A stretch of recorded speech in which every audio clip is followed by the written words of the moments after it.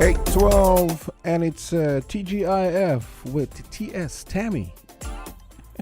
That's no fun at all. Oh, good morning to everybody. I am trusting that everyone is having a wonderful day. It's bright outside. You know, they say there's always a calm before a storm. And as we prepare for Tropical Storm Tammy, which is expected to be a hurricane by the time it reaches us, based on the reports that have been given thus far. I just hope and trust and wish everyone safety. Do what you can to prepare to make sure that you are safe, that your family is safe, and that everything that you have is also safe. I want to share this morning a quote by a former Prime Minister of Canada, and it says, and it's from Wilfred Laurier. It says, and I quote, "Patience and time do more than strength or passion. Patience and time do more than strength or passion. Patience and time do more than strength or passion." End of quote. It is a gentle reminder that sometimes perseverance, patience, perseverance and patience can lead to great outcome.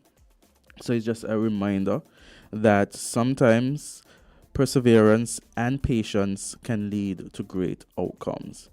So as we, look at what is before us this morning, as Jamster indicated, we're supposed to have some special guests at 9, persons who are expert within the field to tell us more about what is happening, what is to be expected as, Tammy approaches St. Kitts and Nevis. And yesterday we were talking about National Heroes Day in Grenada. And there is a follow-up article. It says, Grenada, location of Maurice Bishop's remains a modern mystery. So the location of Maurice Bishop's remains a modern mystery. Yeah, so on the anniversary of the execution of former Prime Minister of Grenada, Maurice Bishop, there is always speculation as to the location of his remains. What an odd descriptor. Modern mystery. Couldn't they come up with something else? Modern mystery. So today was no different, as it was a somber day for Grenada, which held its inaugural National Heroes Day as it honored the memory of the victims of October 19, 1983. Wow. Imagine, we celebrated independence just a month before that date, September 19, 1983, here in Grenada. There was, that going on just a month after the death of Maurice Bishop and other persons. So during a service of remembrance, several calls were made for closure into the whereabouts of Bishop's remains and other martyrs. Speaking at the service, Father Sean Doggett says the absence of the bodies of Maurice Bishop and other martyrs remains a great barrier to the achievement, closure, and healing of the pain and grief of their relatives and friends. As he asks questions about the truth of the disposal of the body, Father Doggett says he believes it is to be found in the opinion of the person who was in charge of the lab at the time, who he said suggested they were incinerated in an they were insinuated. And so they're saying that the autonomy lab of a well-known university on the island. Okay, so he's insinuating that the remains were insinuated at a lab on a well-known university on the island. So, meanwhile, Dr. Terence Marisha of the Maurice Bishop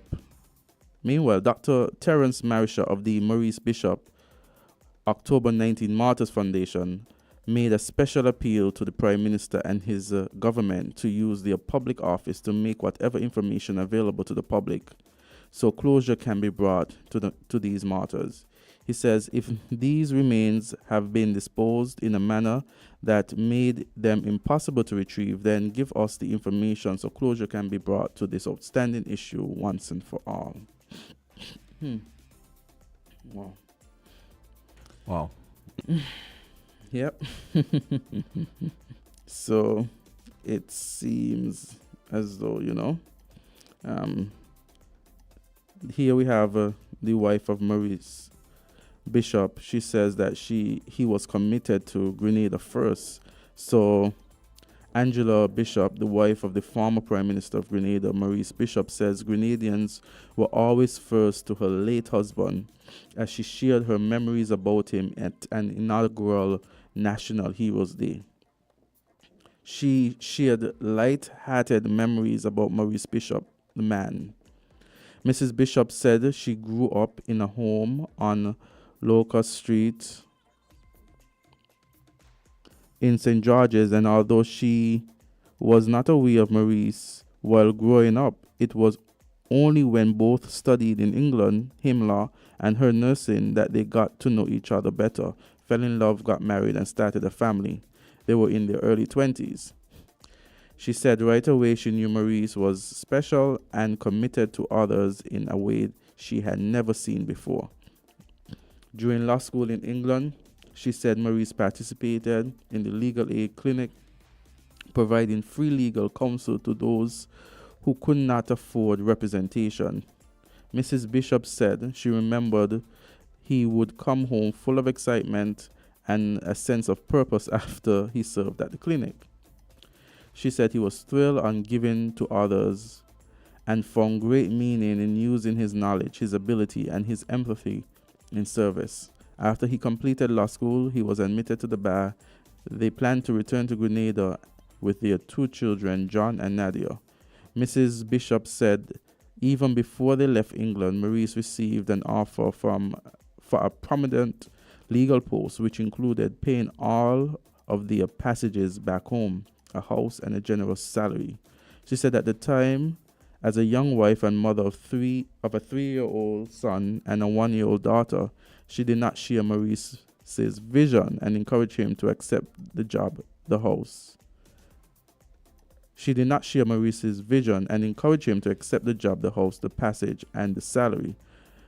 However, Mrs. Bishop said his response that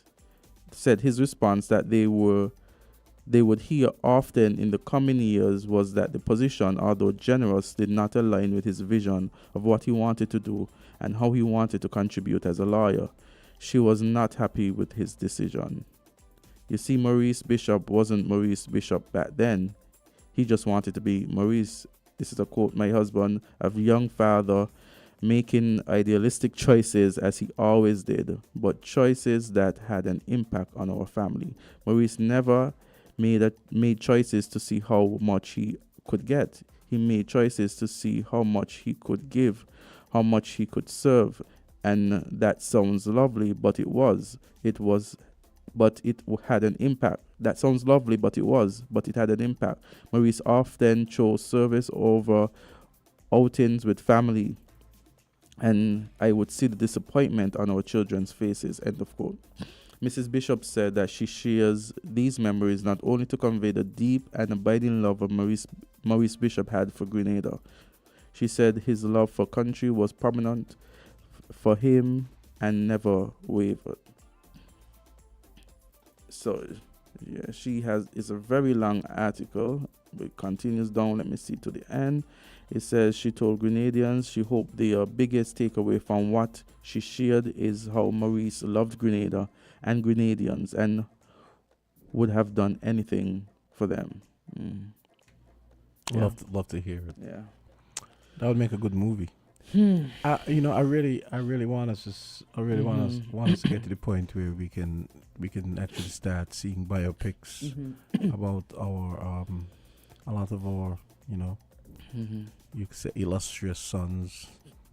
That would make a good movie. But at the same time, I'm just wondering if that kind of idealistic yearning to serve, if a lot of that didn't die with him, because I'm not really seeing a lot of that Mm-hmm. nowadays. Most politicians become politicians to get a bag quick. Sorry, it is what it is. And I challenge any one of them to tell me any different. You know. Mm-hmm. You want to take a call? Sure. Yes. Okay. Oh, wait, stop. Oh, here we go. Mm-hmm. Island T, you're on the air. Good morning, Jam, sir. Hey, good morning. Good morning, Azard. Yes. Good morning. How are you? I'm doing good.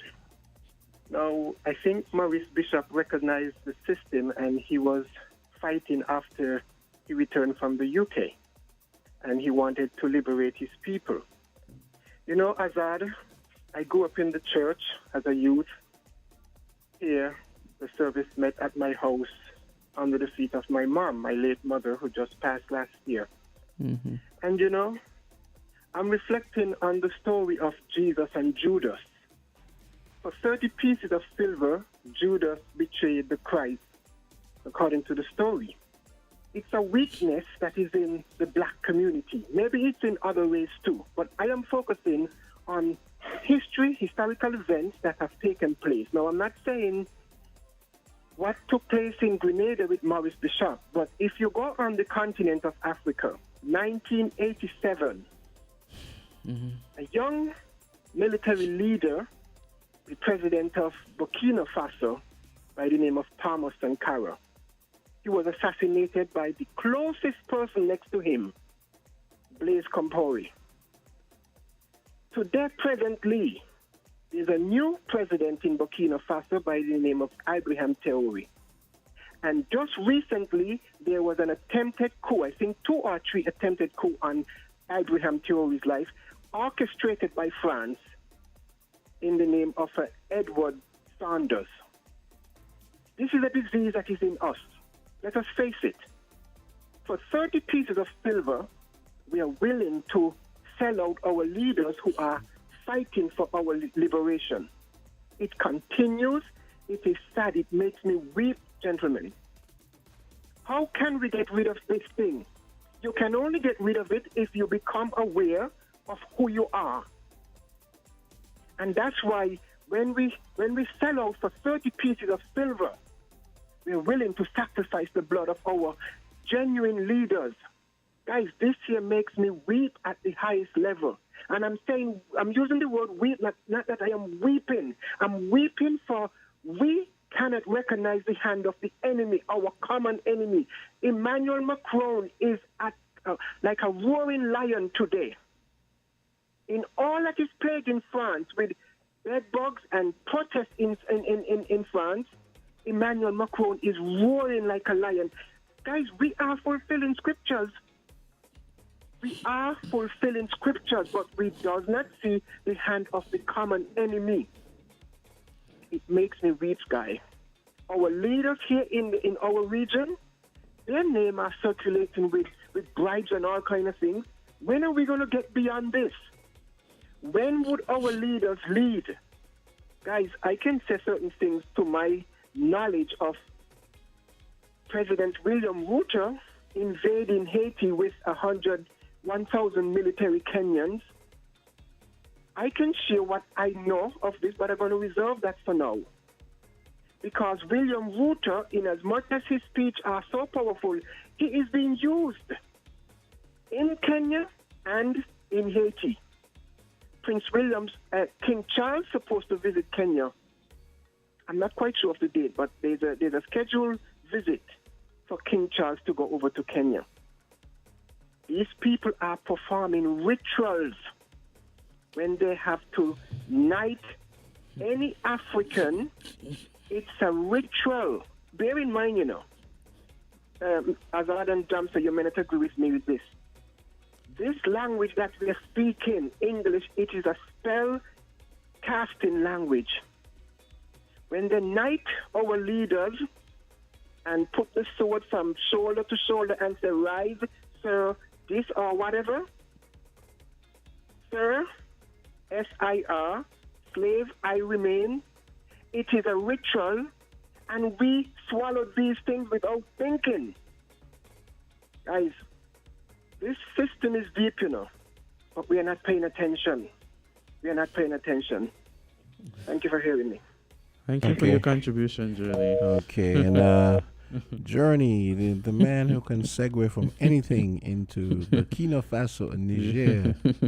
We could be talking about. He has a skill. we could be talking about breast cancer month, and he can steer. He can create a segue into not saying what he's saying isn't, but yes, he can. Oh, anyway, let's go back to the phone line. Yes. Island T, you're on the air. Yes.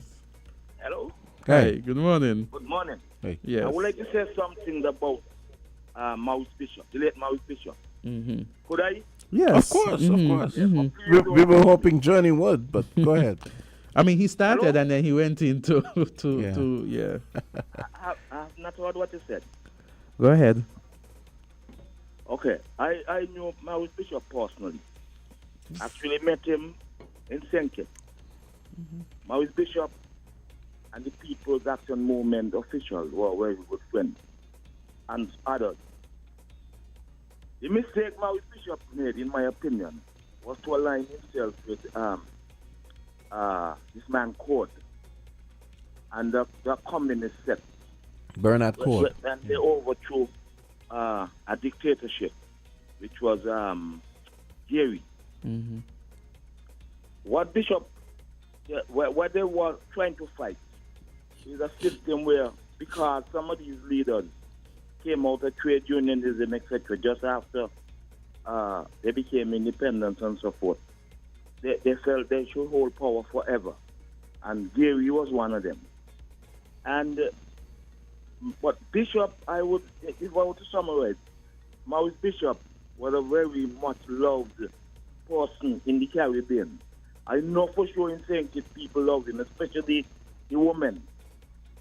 I remember at a function at Fort Thomas Hotel, from all those women over there, I think that when we had the signing of the Treaty of Bastille, all these women flocking Bishop, and when the bodyguards them running the way, he tell them, no, man, I'm in St. Kitts. And then I saw him again at Government House when we had independence, and he never looked happy. I was told that he was encouraged not to go back to Grenada, to stay in St. Kitts. But I say all of that to say, Bishop was a well-loved man. People love him. I believe he's one of those heroes for the Caribbean, because through a system, and again, I just repeat him that the mistake he made was to align with these communist people, because communism won't work in the Caribbean. We're too close on the United States. Plus, remember Republicans were there, and it was Republicans who went in there under Ronald Reagan. I was glad, because we were frightened, because we thought the next step would have been some one of these other islands, and then Russia would have an influence on the sky. I never trust people who are communists. Never, ever. So, I don't know about this kind of liberation, so to speak, but it was to liberate from our own people. This kind of tyrant. This man was referred to as a tyrant, Gary. And as a matter of fact, I forget, but I got to know. Maurice Bishop's father was gunned down at a place named one of these forts. His name was Rupert Bishop. And he was gunned down by Gary men. They had a group called Tantan Makut, which was a kind of secret police, a kind of gang serving Gary's interest. And lastly, I believe Bishop was born in Curacao, or Aruba, somewhere down there. I don't think he was Grenadian born, but his parents were from Grenada. I could say many, many more things, but have a good day.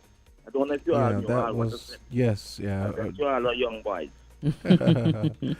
Well, yeah, I heard about the Tonton Makuts. And he was only 36 when he died. Yeah, very young. Same age as Bob Marley when he died. Yeah. No. Wow. Okay, let's take in another call. But yeah, that was good information. Caller, go ahead. Yes, good morning, guys. Oh, hi, good morning. Listening to this, I can't help but thinking the more things change, the more they remain the same. A lot of the issues surrounding Bishop's time are currently being played out again. Right? I well remember one of our soldiers who went down there, supposedly supporting the U.S. invasion.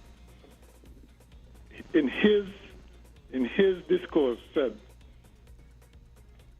we would go house to house looking for code supporters. And when we reach them, we just say, come out or we blow your houses up. Blow your houses out. Okay? And that epitomized the whole idea of what this thing was about. It wasn't to protect the interests of ordinary Grenadians. Okay? It was to stamp out communism at all costs. Yes, that is what it was about. Okay? I mean, I remember him saying, well, it might have been ruthless, but it worked because they gave them up. You see? And it just shows the kind of mentality that exists now, let's say, with the Israelis and the Palestinians. Right? They don't distinguish really between between, let's say, Palestinians and Hamas. Okay? As far as they're concerned, all of them are the same. Collective punishment, which is outlawed in international law, is in fact their modus operandi.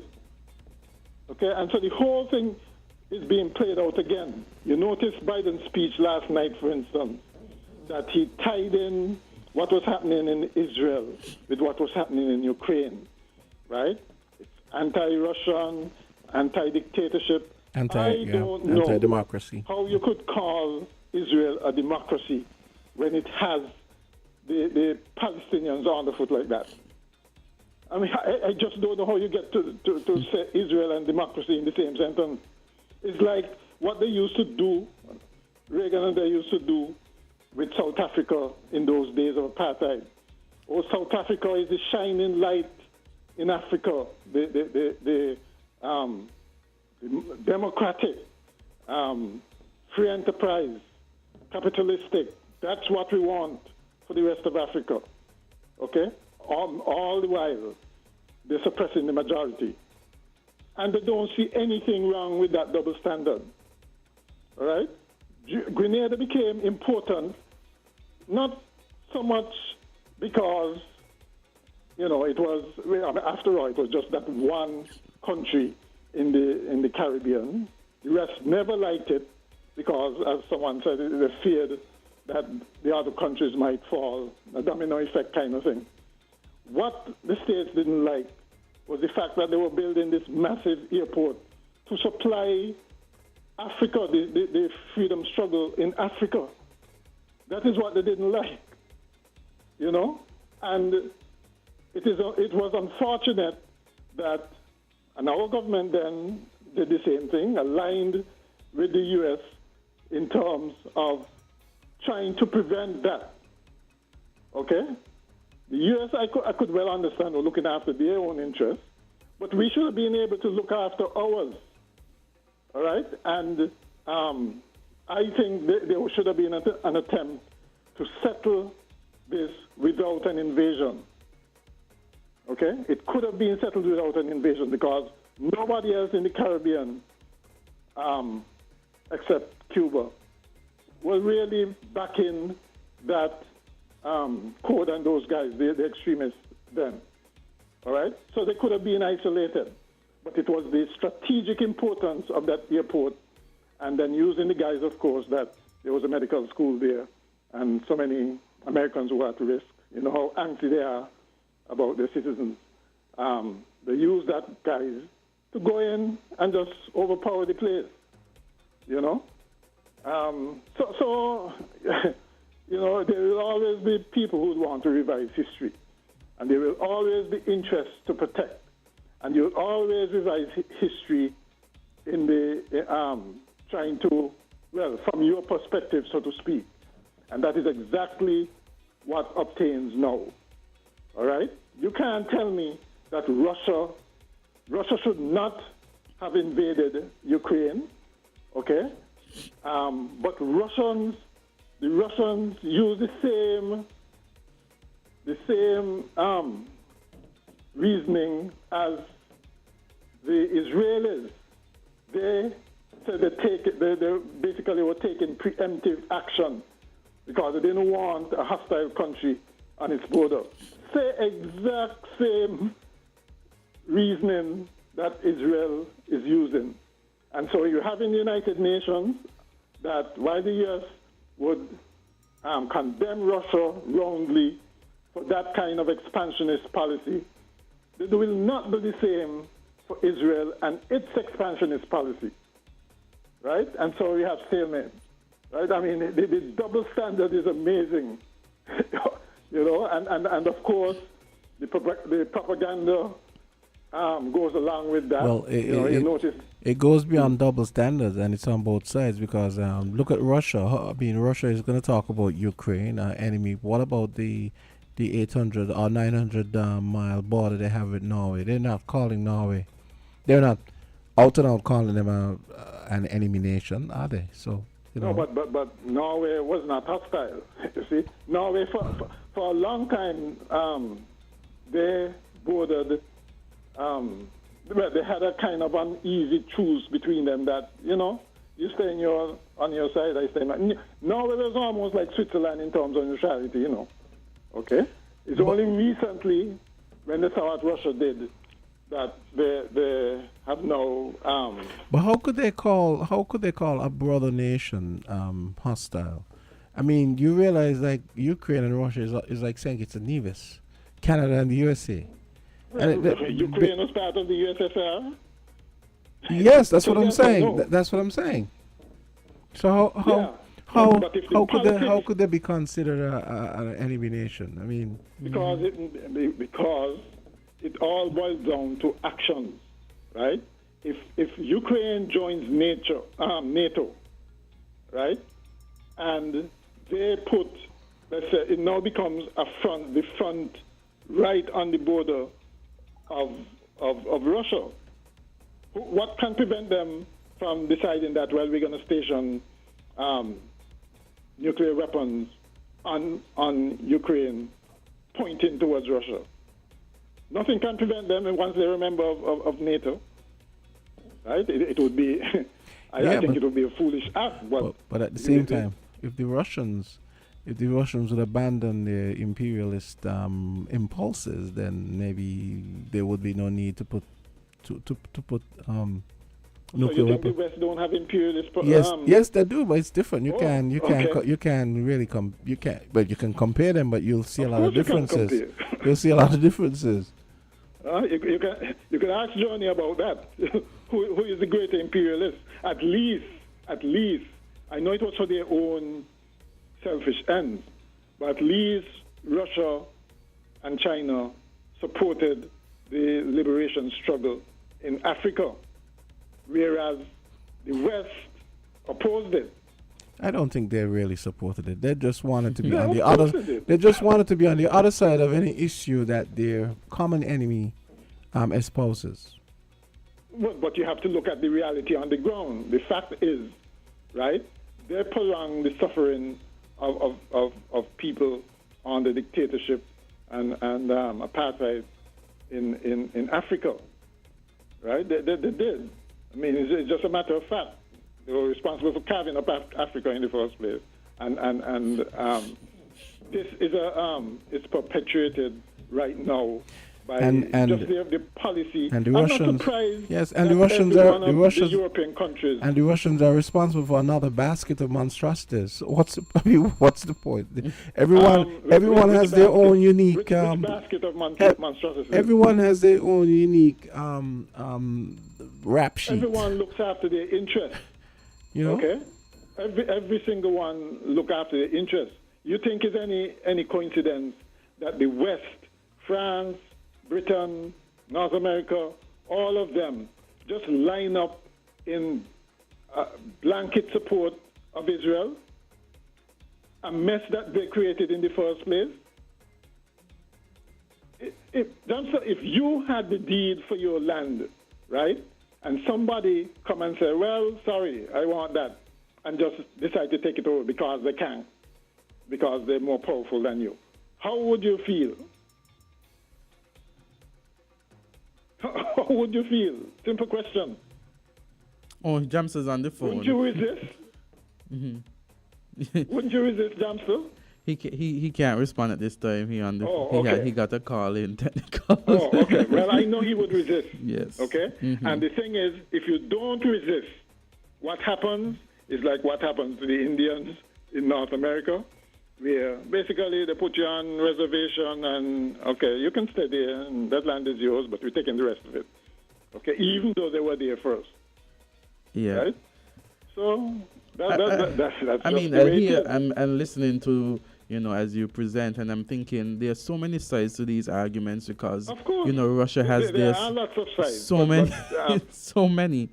Even as you look at what's happening with Israel and the whole inception of it, when it really started, whether it's, some people argue it from a religious standpoint, but others would argue that it's a land issue.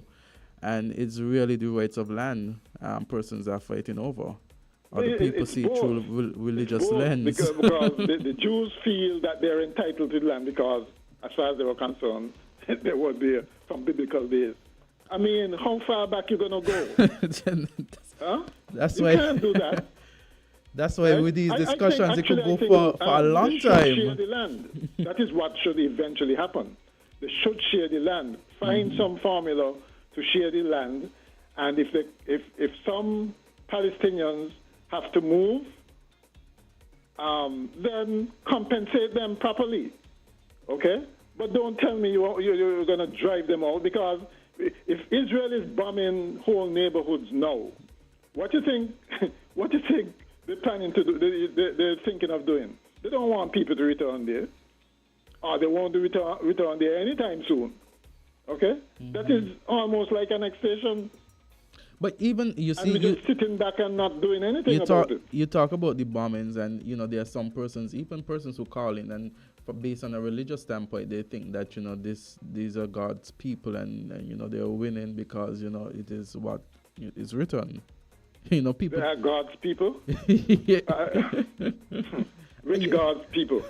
I don't even want to get into the religious exactly, debate, right? but there are persons who have this view. The amount of atrocities were committed in the name of Christian religion. Yeah. Slavery. You know what the Crusaders and so on did? Expansionist policies, war in the name of religion. Yep. And with that history, we don't see what's going on now. I mean, I am not devoutly religious, but because of my religious upbringing, I still maintain those kinds of traditions. But I also recognize that everybody in the world don't think like me, right? And so they must be respected also. And none of us created the earth, and so you can't tell me, well, this land is mine, and because I'm bigger and better than you, I can take it, and you have to stay over there in that small strip called Gaza. Huh? No. It's just not fair. It doesn't make for stability. And even if we know Israel is going to just run over them like I mean, it's just going to bulldoze them. I mean, it's a very strong language, the Minister of Defense, and Netanyahu described what they were going to do. Yeah. They're going to change. They essentially change the map. They want to change the map of the Middle East. It wasn't especially, what I found interesting was it wasn't especially descriptive, but it was very foreboding the way he described what was going to happen. Yeah. And the West, that was the article you shared, isn't it? Knowing exactly what he's planning to do. They're the ones who can stop it, And they're not even asking for a ceasefire to end hostilities. They're gonna tell people move south in places where they're still bombing. It's like the UN people say, you give it, you essentially giving a death sentence to everybody who is up there and can't move, whether in the hospital or old age or anything like that. That is not how civilized people behave. Speaking of the hospital, though, so you agree with the assessment that it was not the Israelis who bombed it? I don't know. To be quite honest, I don't know, and I say I don't know. I didn't hear. Well, Hamas and they're saying, well, it wasn't Hamas, eh? No, it was Islamic Jihad or Islamic something, Jihad, other yeah. group. Mm-hmm. Okay, but I'm not hearing no strident denial from them. Exactly. Okay, Exactly. I'm not hearing that. So it would not surprise me if, in fact, it was not a missile that fired. But then the physical but at evidence. the same time, I don't trust the IDF, not one bit. They are too ruthless when it comes around Palestinians for my liking. Okay? But the evidence I've seen seems plausible because, the evidence. Well, it's interesting that Sunak didn't the British Prime Minister didn't come out categorically like Biden and say it wasn't the Israelis who did it, right? He basically was saying that they need more information. Okay, but we know where the U.S. stands on this, right? Even if Israel did it, they'll now come up with an excuse why it happened and say, well, it's because they killed 1,400 Israelis. How many thousands of Palestinians were killed before that? But apparently the numbers are very small. The Gazans reported 500 people, but the number wasn't much. It was closer to like 100 people that died. Again, and it wouldn't surprise me because both sides are engaging in propaganda and are prone to they are prone to exaggeration. So it would not surprise me. Every side there is trying to get world opinion on their side. The bottom line is civilians are dying on both sides. This will continue unless hostilities cease. And so that should be the main focus, trying to get hostilities ceased. And after the cease, right, you try to create conditions that it doesn't repeat. And the only way you can do that, when last you heard Biden talk about the two-state solution before this? Because as long as the Palestinians stay there, docile, and don't do anything, well, okay, they're penned down, they're contained. So don't bother about trying to come to a final settlement of the issue. But this, it would not surprise me if this don't go on for another 100 years. Okay, because I just don't see Israel and the Palestinians coming together to decide that, well, we're going to live in peace. And the people who can force them to do that and are taking sides. Okay? And so the whole thing becomes intractable. You should look up the story of the son of a Hamas, one of the Hamas leaders, who has become a Christian and has left Palestine, and he's disavowed Hamas, disavowed his family. Because of what? Because of the things he saw close up. He said, I mean, in his words, he said he lived like a prince among Gazans, Palestinians, but he soon came to really hate what they stood Got for. disenchanted. Yeah. Yeah, disillusioned. Yeah. You know, of course, that goes both ways. The Christians who became Islamic. Yeah. You're converted to Islam. You know True, that, right? True. And I don't understand why. And for the same reason too, right? You know, they didn't like how Christians were treating non-believers. So it goes both ways. But then right? there's no comparison to how Muslims treat other faiths, believers in other faiths. I mean, it's no comparison. We got to compare again. Let's see when you. We won't get anywhere with this damn stuff. Trust me. This is true. This is true. So what you're going to tell me? 900 or 1,400 Israelis died. A lot of them innocent. A couple hundred of them were apparently military persons, but don't get me wrong. Don't get me wrong. I'm not carrying water for the Israelis. Believe me, I'm not carrying water for them. But I mean, I'm just stating the facts. You know. But you get the impression that people are justifying what is happening in Gaza and what is about to happen in Gaza by just this alone, as if it's just one incident that happened. This has been a problem that has been ongoing for years.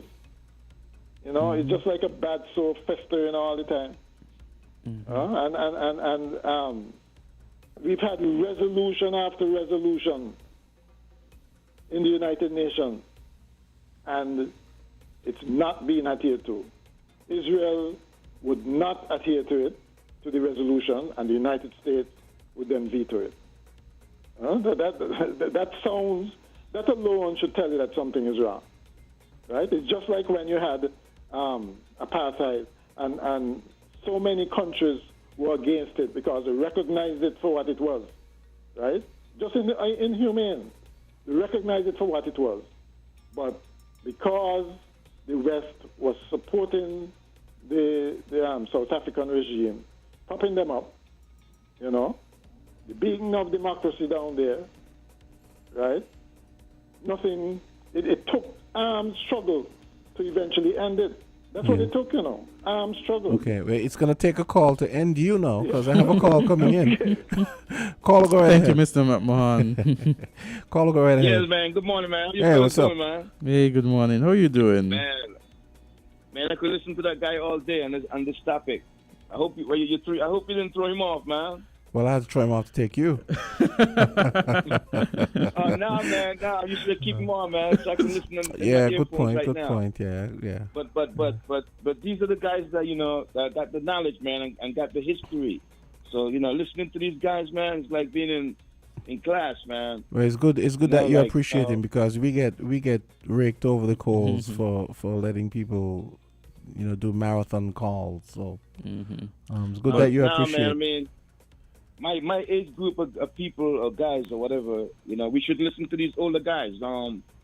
They have some select people in St. Kitts and Nevis that be on this radio station. You know, these people, they got a wealth of knowledge, man. I don't care which side they're on. You know, like I've been telling one of my friends, yo, we have to still listen to these guys no matter what. You know what I mean? And that wealth of information and knowledge got to be passed down, man. But this stuff continues, you know what I mean? It's not gonna stop, man. The atrocities across the world is not gonna stop, bro. You know, the big wigs now, they're gonna keep running over the small man and the common man who don't have that military power. What's the sentiment regarding the Israeli situation where you are? Well, the first thing I can say about that is a presidential election is looming. Remember, let me go back to the Iran hostages. You know, when Jimmy Carter was negotiating the release of those hostages, Reagan and on the other side, they double-crossed them. And they asked them, those guys that was holding the American hostages, not to release until after the election was over. You know, that cost Jimmy, that presumably cost Jimmy Carter the election back then in the 80s. And if we pay attention to this situation here with Israel and Palestine, you know, just ask yourself the question, why has just this one incident blow up into a war? It's like as if like you just flip a switch.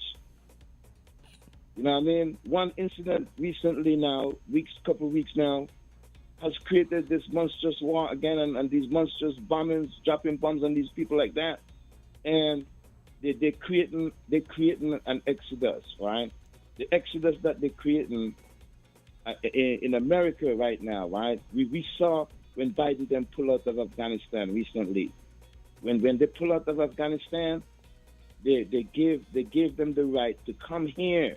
They actually transported some plane loads of them here and gave them asylum. Now, on the other hand, with these Palestinians, they have already gone and made it clear that not even one Palestinian will have the right to come to this country and seek asylum. You know what I mean? With that said, look at how they're treating certain people. And on top of that, yesterday was October 19th, right? You know what they have done yesterday? The nationals of Israel, right? They was gonna give them visa-free status to come to America in November. Now, yesterday they have fast-tracked that and implemented that into law now. So right now, Israel has now gained visa-free status to the United States as of yesterday. You know what I'm saying? I mean, we got to pay attention to what's going on, man. Really? I didn't know that. This discussion, yeah, trust me. If you look at it, man, Biden is right in front of this stuff. He has already gone and make the visit to Israel. You know, this thing can be all a part of politics, bro. It's gonna be real politics. This is politics at its best right now. Believe it or not.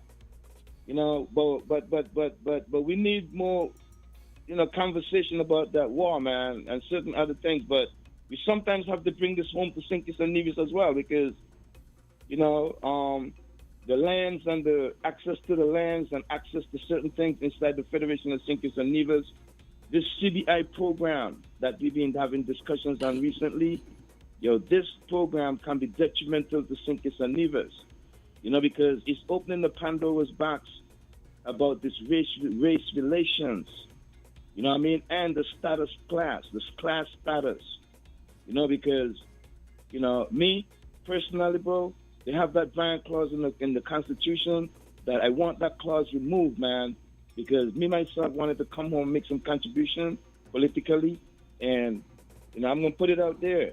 I hold an American passport, bro, but what I've been through to get that passport, I don't see myself giving up that passport to come home and be able to run for politics in my own country. Those persons that they've been selling these passports to, they have more rights to me, to my own country, than my own self, who's a natural-born citizen.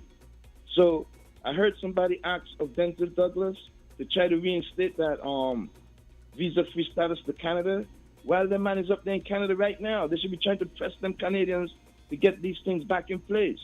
And then when he come home, try to get the parliamentarians to remove that Brian clause as well, because, man, persons inside the Federation, when they attain a foreign passport, imagine you attain a foreign passport and then that make you can't run for politics in your own country and you're born there. You can't dare tell an American because he got a foreign passport he can't run for politics or president or minister, politics in their own country. You can't dare tell that to an American person, bro. No, but persons who are not born in the U.S. can't run for president. They can run for anything else except president.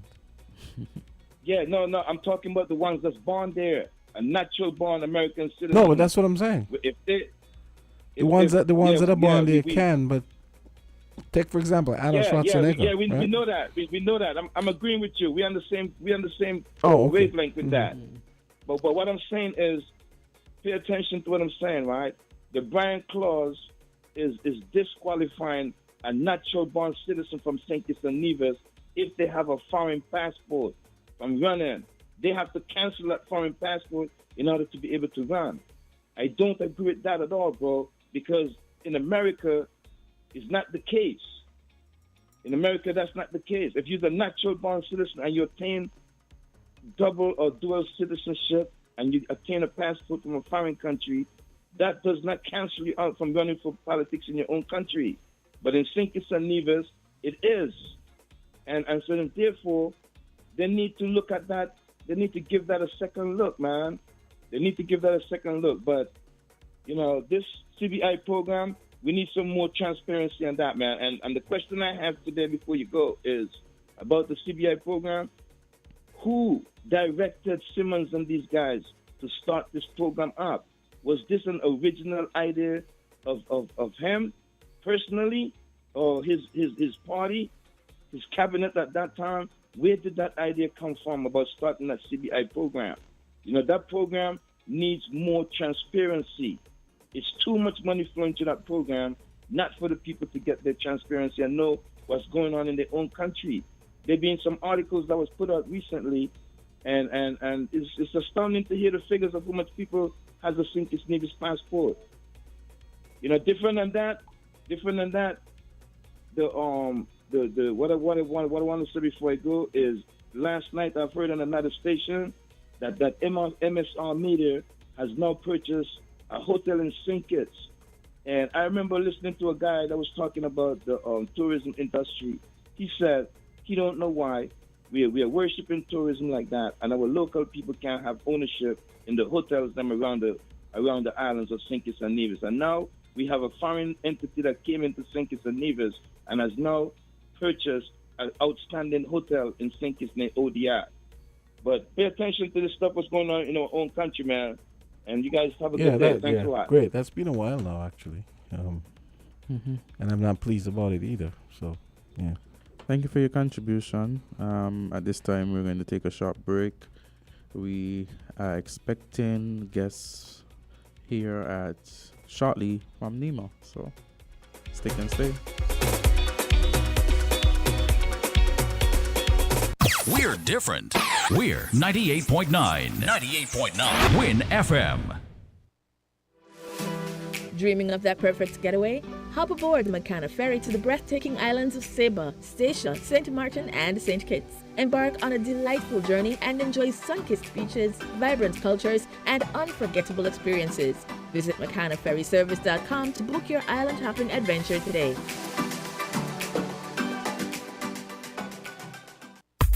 Studied hard at school, didn't wanna be a fool, but you're still not in the game. Girlfriend living large, big house and car, that's because she's in the game. Life seems real tough, bills keep going up, but you're still not in the game. It's not that hard for all that to change, it's time to get in the game. You have to be in it to win it, Super Lotto. In it to win it, Super Lotto. In it to win it, Super Lotto. You have to be in the game. Only $6 to play, so play today. Only $6 to play, so play today. Only $6 to play, so play today. You have to be in the game. Get your tickets from Caribbean Lottery retailers island-wide. Here are your Horseman's Value Mart IGA specials, running October 5th through the 18th. The more you shop, the more you save. For the month of October, get double points on dairy and grocery non-food items. Now, our Value Club Blue Tag specials. Act 2 popcorn, $6.99. Essential Everyday Barbecue sauces, $5.99. Sunny Delight Smooth and Tangy, $5.99. Essential Everyday Shredded and Chunk Cheeses, $7.99. Arm & Hammer Detergent, $19.99. Gain Ultra Liquid Dish Detergent, $8.49. And now our very low weekly value deals. Starfish Chunk Light Tuna in Water, $3.75. Essential Everyday Quick and Old Fashioned Oats, $8.99. Quaker Granola Bars, $12.99. Colgate Toothpaste, $7.99. Dole Fruit Bowls, $14.99. IGA Essential Everyday Cereals, $9.99. Shop smart, shop Value Mart, and get double points for more rewards today. Continuamos en octubre con los puntos dobles y más recompensas. Sea listo y haga sus compras aquí en Value Mart. Maybe it's the way the brilliant gold liquid reflects our sunshine, or how the bright blue of its label mirrors the clear Caribbean skies overhead. Maybe it's the fresh, crisp taste of this beastly cold beer on a scorching hot day. Maybe it's even the way it brings us all together. But one thing is for sure, Carib is very much a part of who we are wherever we're from in the Caribbean. Carib, it's the way we play. Drink responsibly.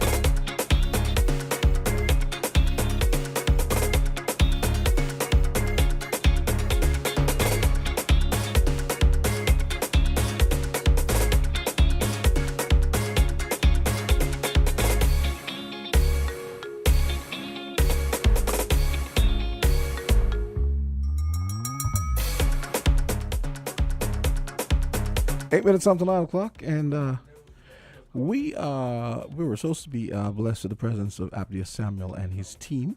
They're coming up? Okay. I was told they're coming now, but what I'm going to do, I'm going to play a little bit of Mr. Weatherman. He is, he runs a weather vlog on YouTube, and he actually tends to pay us the respect we deserve, especially when storms are in our vicinity and threatening our very existence. So here's Mr. Weatherman with his latest. This was about just on an hour ago. Subscribers. Of course, I love this weather community, but I would love you to just be able to subscribe and share this channel just to get the information out about this system. Let me get right to it. Nothing fancy here. Just want to get to the facts. I want to get into the hurricane versus tropical storm conditions, where we'll see which one, and the timing of that, plus the models. There are big differences in some of the models still, and I want to show you how this is going to strengthen the next couple days. I want to go island by island. All islands matter with the rain potential. Get into the wave heights and even Norma, which is out in the eastern Pacific. But this here is Tammy. Overnight, it has gotten better organized. I've been watching this hour by hour. Let me zoom down into the radar shooting out of Barbados. Here's Barbados.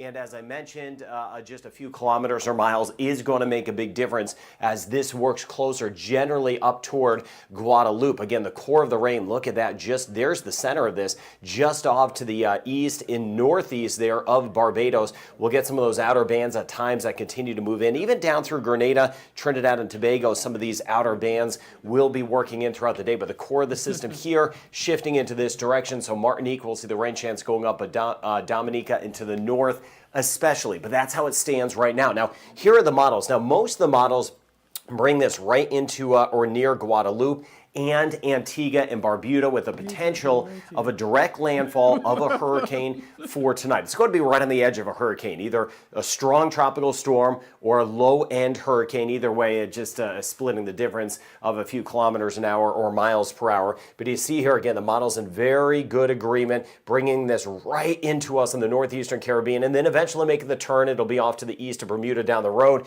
Puerto Rico, thank you for your trust in this.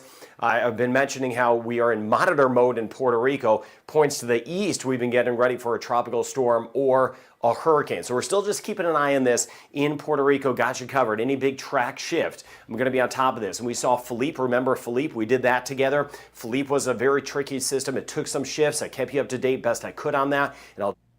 Okay, and we've got Abdias Samuel and his team. And well, obviously, I was just playing Mr. Weatherman. I guess you know who he is, right? He runs a weather vlog on YouTube. And I was just telling Jackie that he tends to pay us the respect we deserve, pay these small islands the respect they deserve. I mean, when was the last time you heard an American talking about Statia and Sabre? Yesterday, he was actually talking about all these islands in his vicinity. Montserrat, I'm paying the little specks in the sea the respect they deserve. So, talk to us. So we have here with us guests from NEMA, and I'm going to allow them to introduce themselves. I'm sure they are no strangers to you, so I'm going to let them start. Hi, good morning all radio listeners. My name is Elmo Burke. I'm the Senior Meteorological Officer at the St. Kitts Met Services. Good morning. My name is Jacqueline Bryan. I'm the Public Relations Officer at the National Emergency Management Agency, also known as NEMA. And pleasant good morning to all listeners via radio and all other means. My name is Abdias Samuel. I'm the National Disaster Coordinator at the National Emergency Management Agency, NEMA. Awesome. And so we have, three capable individuals to really tell us what is happening as it relates to currently Tropical Storm Tammy. I'm told that by the time she reaches our shores, it could be Hurricane Tammy. So, guys, could you give us some information as it relates to that? In relation to Tropical Storm Tammy continues to strengthen. What we would have Tammy continues to strengthen. So as of 8 o'clock this morning, Tammy would have now had sustained winds of 65 miles per hour, and it was located at about 14.0 degrees north, 58.4 degrees west, and it was moving in a west-northwesterly direction, and it has slowed down even further. It's now moving in a forward motion at 7 miles per hour. So based on the estimates at the time, we are looking at it being about 365 miles to our southeast in terms of the center. What we recognize with Tammy, the bulk of the weather is to the east and to the south of it. So although the center is likely to pass to our east during the early morning hours tomorrow, as the center moves north of us, you're going to have all that bad weather behind of it jogging over us. So tomorrow is going to be a stormy day. Oh, so we could expect a lot of rain. What about the winds? I know you indicated that in your report, but for persons who, the everyday person, what kind of wind can they expect? Well, for now, we are estimating winds likely to be anywhere between 30 to 50 miles per hour with higher gusts. In terms of rainfall, we are looking at significant rainfall, anywhere between 4 to 6 inches of rainfall and isolated higher totals. Seas are going to be deteriorating throughout today into tomorrow and becoming rough, reaching over 12 feet.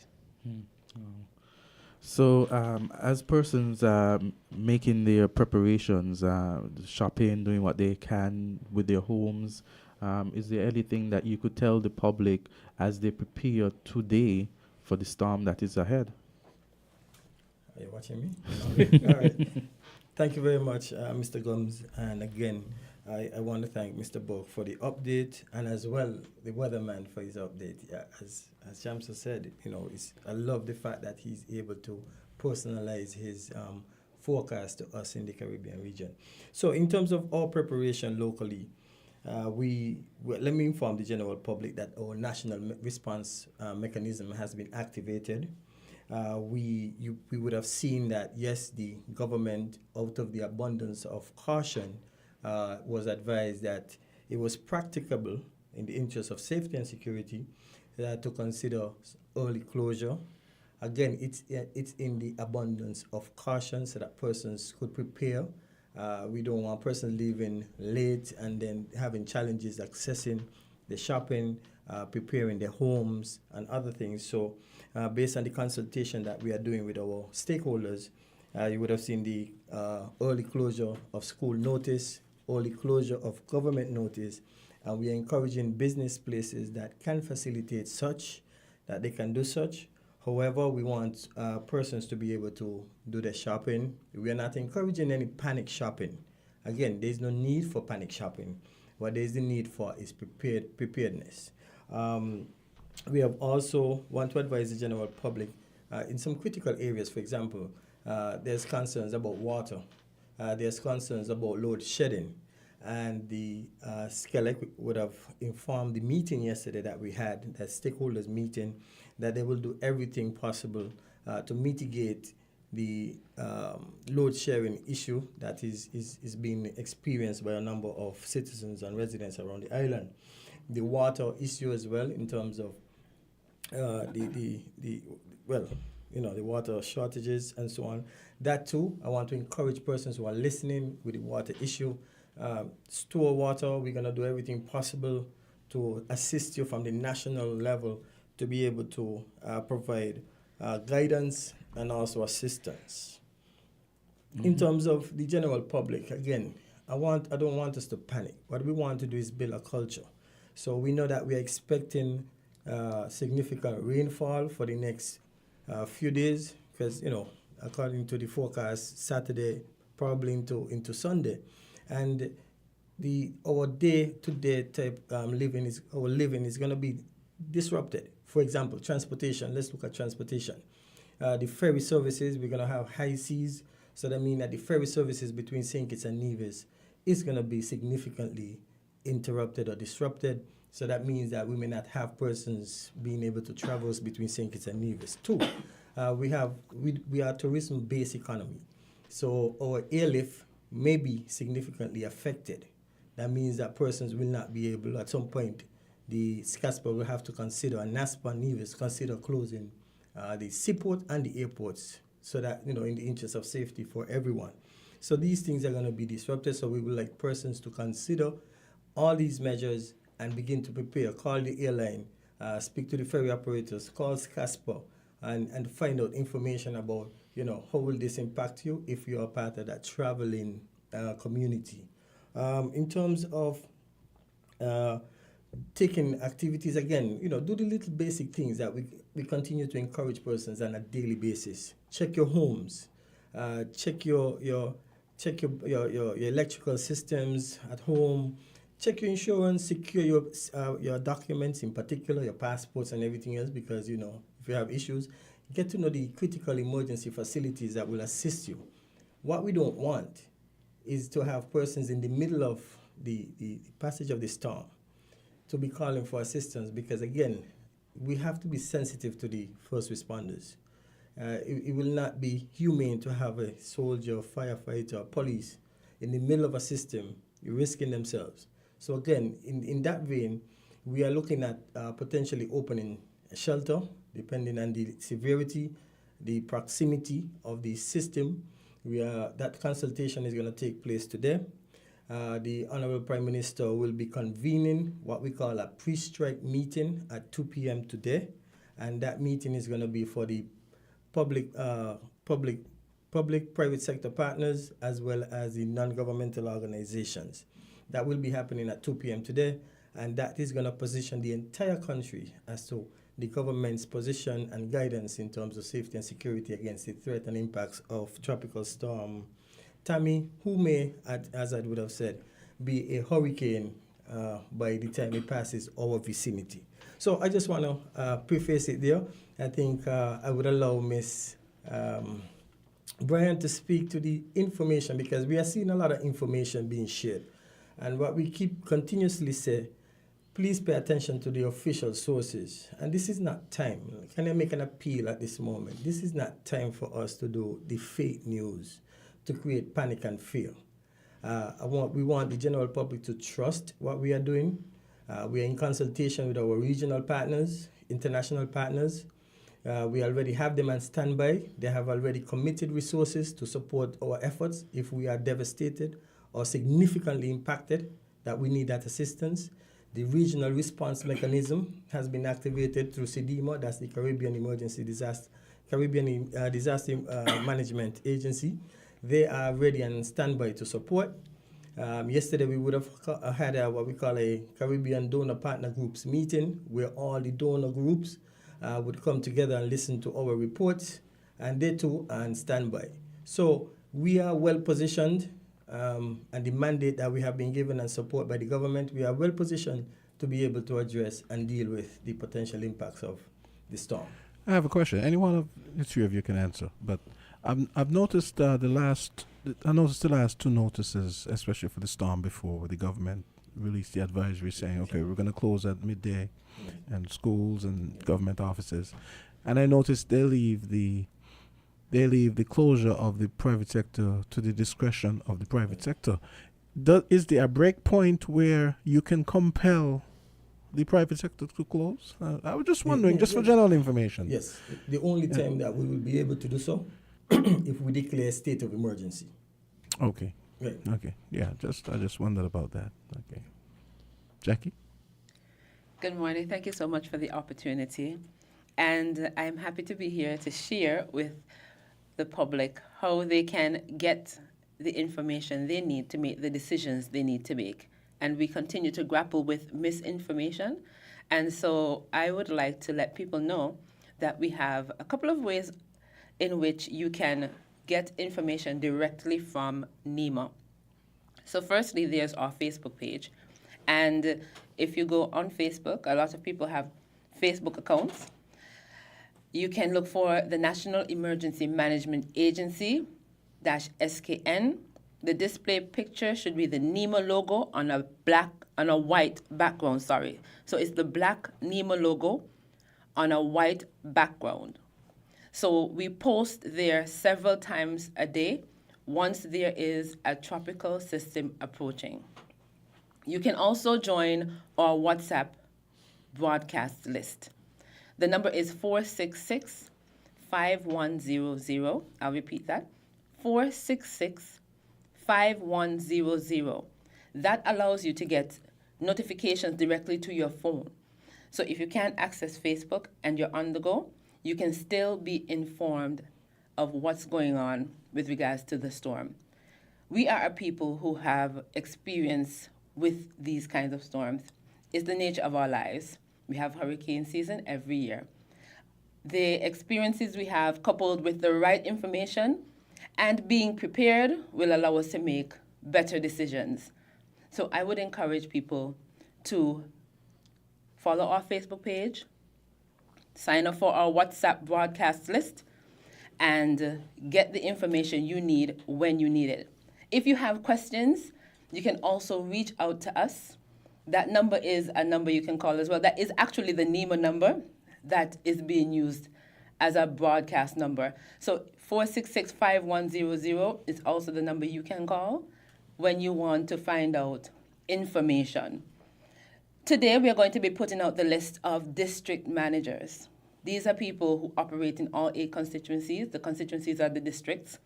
And they are the people you can go to for assistance in your area. It's something that has been disseminated before, but of course, so that you're able to find it more easily, we're going to be disseminating that information again today. So we continue to share what we have when we can, as soon as we can, to make sure the public has what they need to make the right decisions.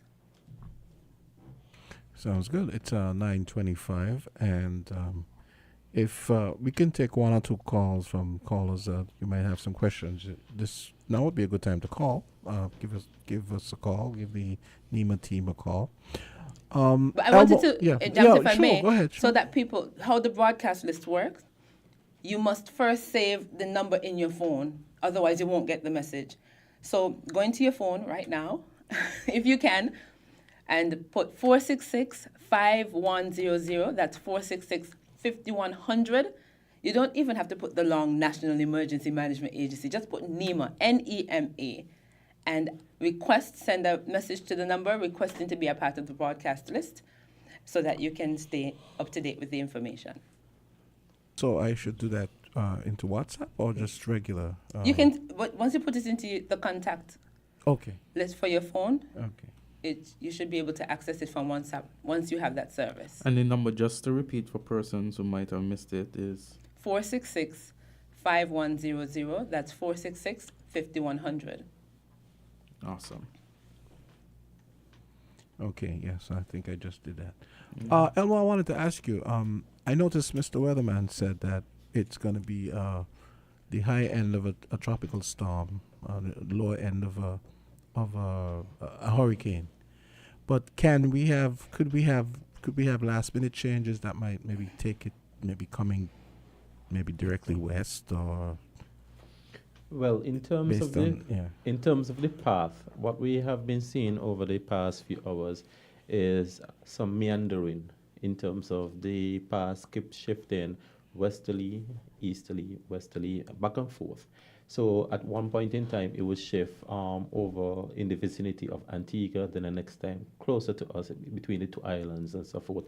So we keep seeing that track being meandering as we move forward, and that is expected to continue because a storm don't move in a straight line. Okay. Caller, go right ahead for the NEMA team. Caller, go ahead. Good morning. Hi. Good morning. Yes, go ahead. Go ahead. They're hearing you. Good morning. Rather than giving it latest, since you're on the air at the moment, give us the contact numbers. The contact numbers for NEMA? Okay. Maybe what you could do is repeat the number again, just in case that was the question that was. The area, for the area. He's saying for the managers. Up to when I left the office just now, they were making an update to that list. We got additional information just yesterday evening. They're making the update right now as we speak. And as soon as we get it, I will even send it to the radio stations to make sure that everyone has the information. We are trying to take the suggestions as we go, and we're trying to make sure that anything we put out at this stage is the very latest. Okay. I know before the caller called, you were going to announce the persons in each district. No, they're making a change. They're making an update to that Okay. information. Yes, No we problem. got some additional information, so they're making the update as we speak. I left the office with them making the change, and so we're going to disseminate that. So we will definitely send that out to all the media houses and share on our social media platform and our broadcast list as soon as it's completed. So thank you for that, sir. No problem. Let's take another call. Okay, we have and see another what call. happens. Caller, go right ahead. Hi, good morning. This is Brian Dyer from Nevis, the director at the Nevis Disaster Management Department. Perfect. Yes, we were expecting you. Can you, so you're here live, we can hear you, and persons who are tuned in to the program this morning can hear you as well.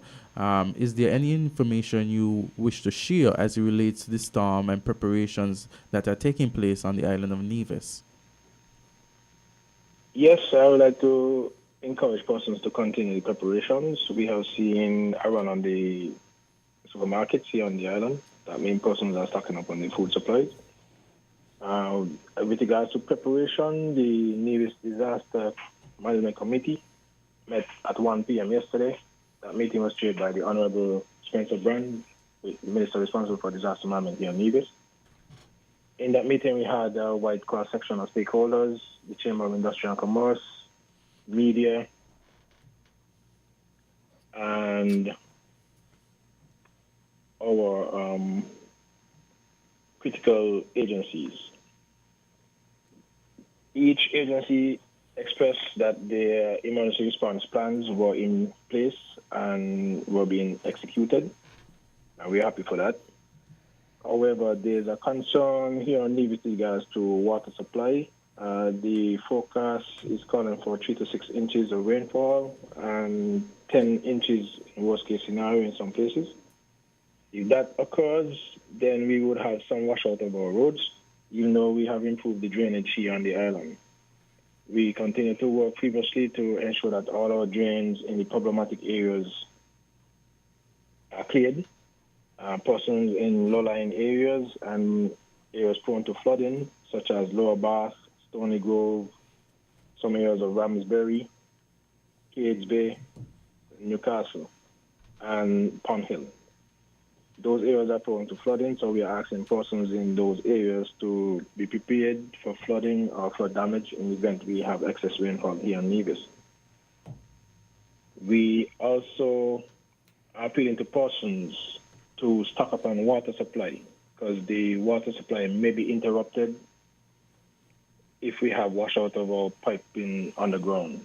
So that is something that I would like to appeal to persons to stock up on excess water, potable water, that can be used in their homes for not only drinking, but for cooking and other things. But persons should stock up on extra water, just in case we have to shut down our water supply. We depend heavily on the main power provided by the Nevis Electrical Company. We do have pumping systems in place, but based on the discussion in the NDMC meeting yesterday, it is the preferred option that once we're going to lose main power, then we will shut down also the pumps. So it's important that persons stock up on water and stock up on water early. We continue to see preparation by the businesses. The Nevis administration has issued a notice to close schools and government offices early, and the private sector has also been asked to relieve their workers as early as practicable to ensure that persons return home and prepare their homes for the impact of tropical storm or Hurricane Tammy as it passes the island in the wee hours of tomorrow and all day on the weekend. That's it for now. If I have any other questions, I'll wait online. Okay, thank you so much. any input from Nima as it relates to what has been said? I know that some persons will have asked questions. I know Ms. Bryant is, revamping and, revising the list as information comes. Is there anything that you want to say? Okay. Thank you very much, Mr. Gumbs. So again, we want to appeal to the general public for the cooperation and support. We will be doing everything possible after we meet with the Prime Minister today at 2 p.m. Post that meeting, you're going to see a lot of communication. It's going to intensify. The communication is going to intensify in terms of our outputs. We want to make sure that persons get off the streets as much as possible. Persons who have outdoor events, please listen to the advisories and take the necessary precautions necessary to safeguard your patrons, to safeguard everyone. We are not in the business of telling people cancel your event, etc. We're in the business of providing the information for you and for you to make a sound decision not to compromise lives. We want to also appeal to the general public about the utilities issue because it's what we use on a daily basis to support our existence. Electricity, again, look out for the advisories from SICALEC. They will be putting out a lot of information. Water as well will be putting out information, and we will be having some further discussion with water. Again, we will be providing guidance and assistance from the national level in terms of water, but again, take the necessary precautions to safeguard water for drinking, water for maybe your washing, your cooking, etc. It will be important for you to safeguard yourself for that. We're going to put out the information for the critical agencies that you will need to contact for assistance. We're going to be in discussions today about shelter in the event that persons are not comfortable with their shelter.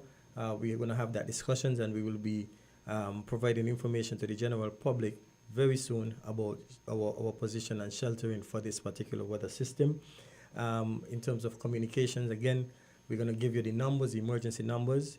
We are looking to potentially activate the National Emergency Operations Center by this evening. So we will communicate that to the public post the pre-strike meeting this afternoon. And again, I want persons to listen to the guidance being provided by the local authorities, the authorities that are authorized to give out that information. And we seek the cooperation of all the persons who love to share information.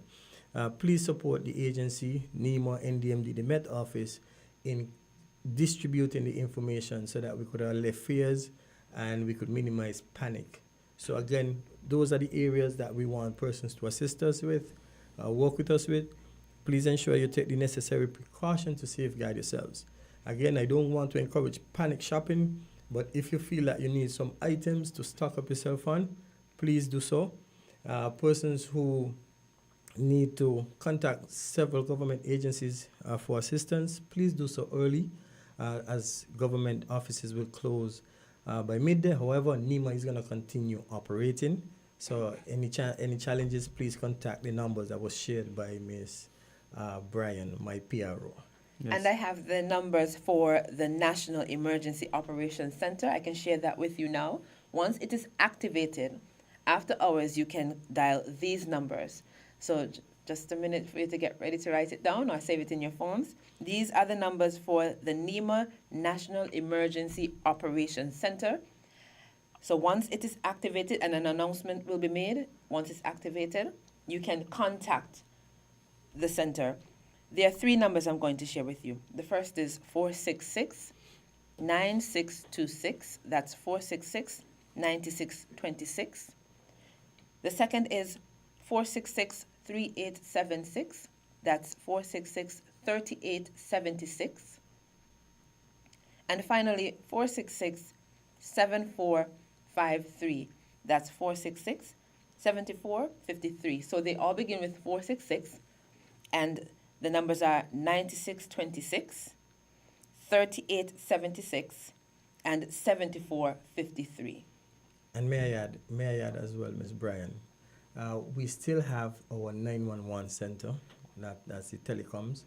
they are going to be operating, and they will complement the NEOC once the NEOC is activated. So the 911 will also be supportive of those numbers. And 911 is all day, every day. Every day. Whether or not the NEOC is activated. Correct.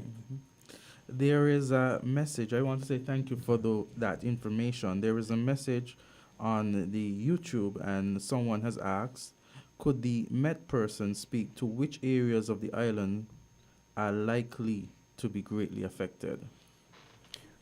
Recognizing the size of Tammy, the entire island will be affected. Good answer. So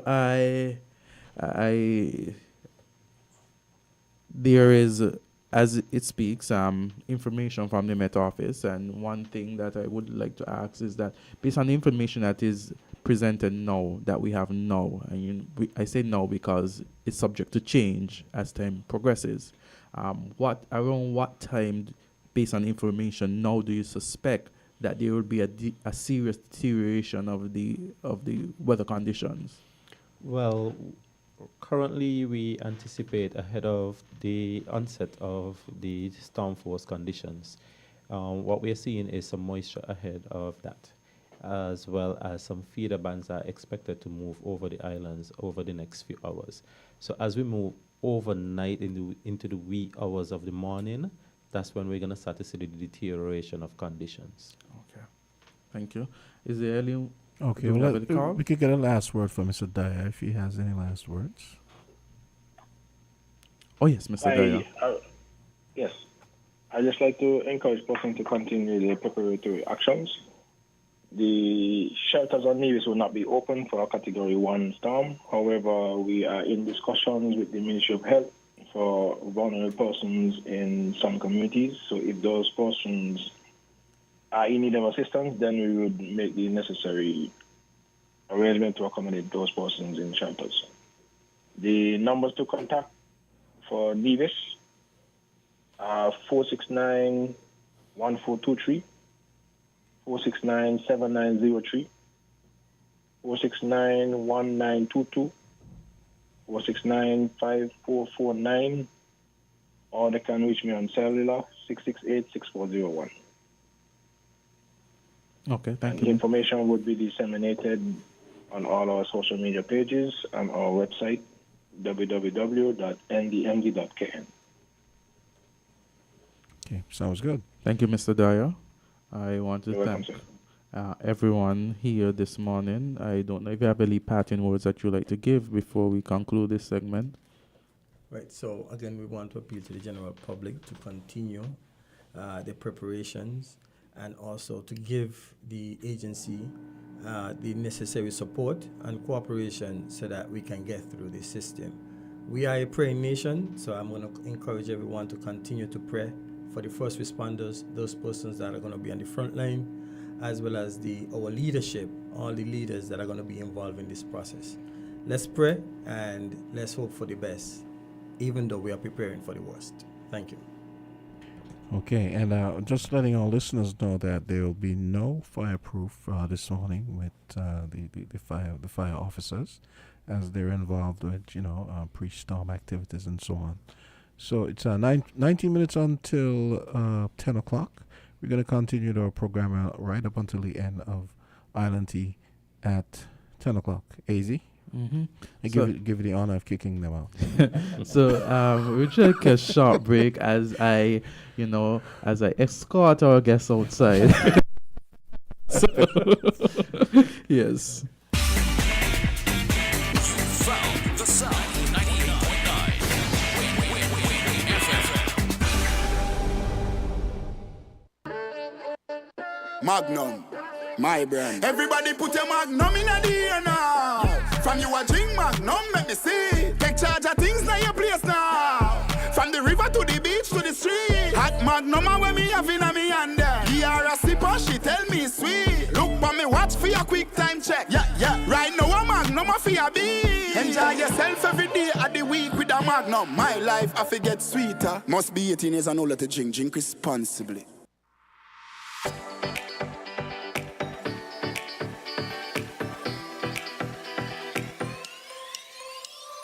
Rhymes look good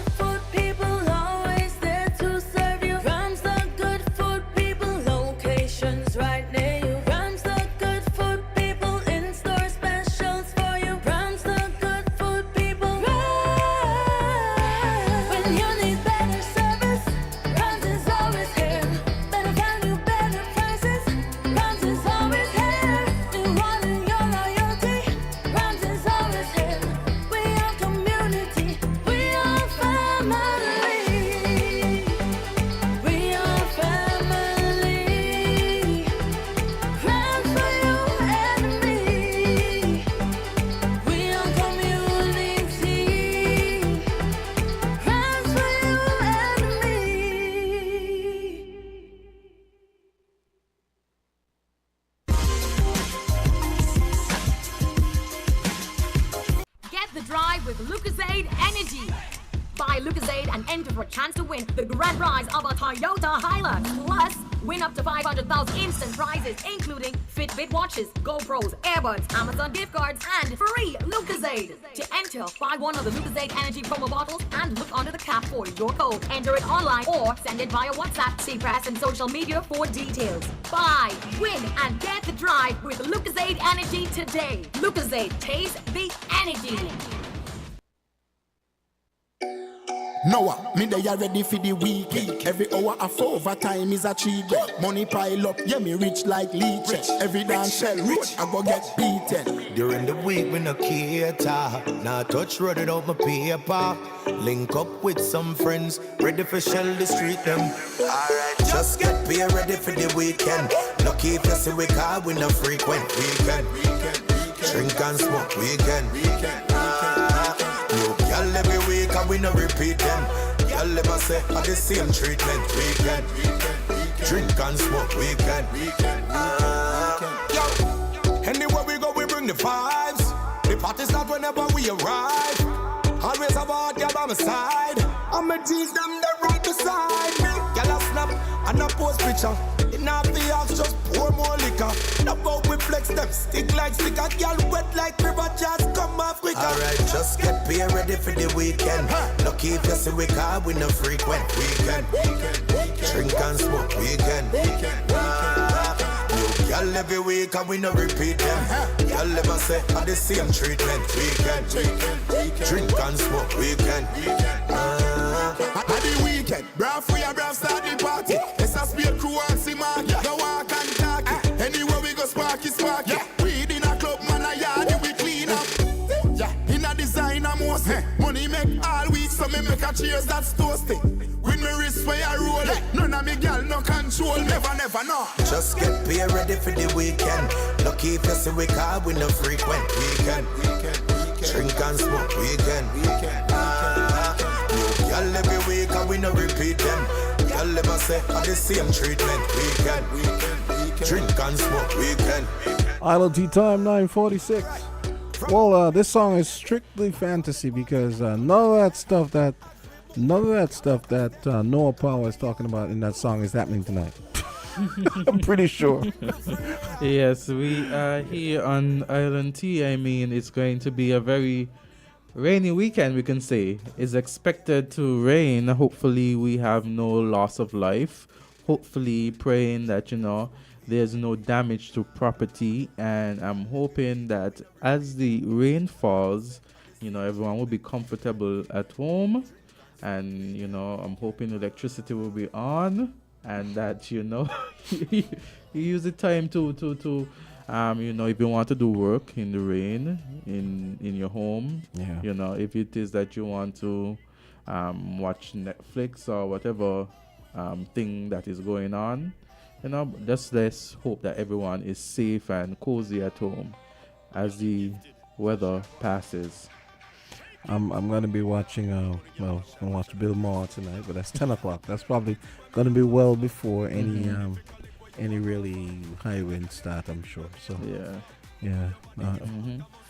And I'm just hoping they didn't really speak much about whether this was gonna affect me Skellex load shedding. We haven't had any load shedding for the last week or so, though, right? Yeah.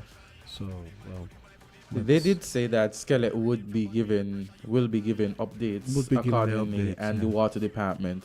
Yeah. So I urge persons, I added Nima on, I'm now a part of the broadcast list. I'm encouraging other persons to be a part of the broadcast list. I've already gotten a response, so it's working.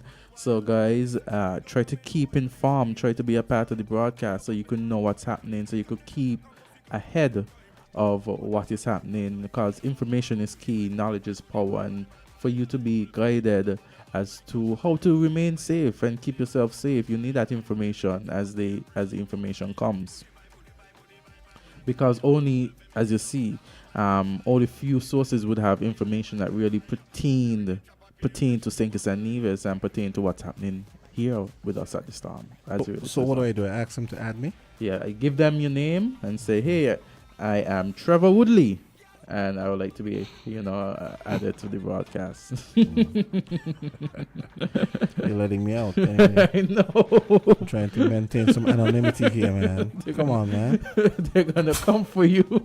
They'll be like, everybody's expecting Jamster, and then they'll be like, who's this guy? Let's take this call. Caller, go right ahead. Oh, okay. We had 2 calls coming in there, so okay. If you guys want to give us some calls in the remaining moments, that's fine. Yes, here we go. guys. Caller, go right ahead. Yes, good morning. Hey, good morning.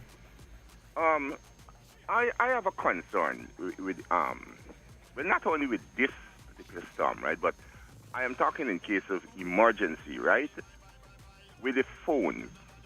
I don't know if you all notice now the landlines, they are now connected to electricity.